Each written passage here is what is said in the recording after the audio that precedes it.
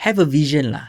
I mean, again, this is my personal principle kan. Apa-apa yang kita buat, kita set our vision, kita set our principle lah. Apa you nak achieve kan. And then you kena work very hard for it. Jangan letak duit dulu.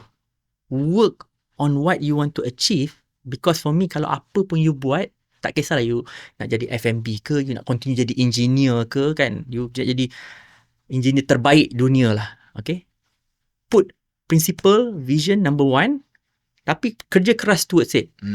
Kalau you achieve, money will come with it. That's for me is important. Yelah, I think important kan, sebab kalau kita ada vision yang betul-betul strong kan, apa-apa kita lalui, kita yakin sebab kita tahu kat mana kita nak pergi kan. Yeah. So itu macam kita cakap tadi kan, benda tu akan bagi kita pembakar semangat yang push through the challenge sebab kita punya vision kuat. Kalau kita punya vision macam lalang, macam ni semua kan, apa-apa jadi kita, tak payah.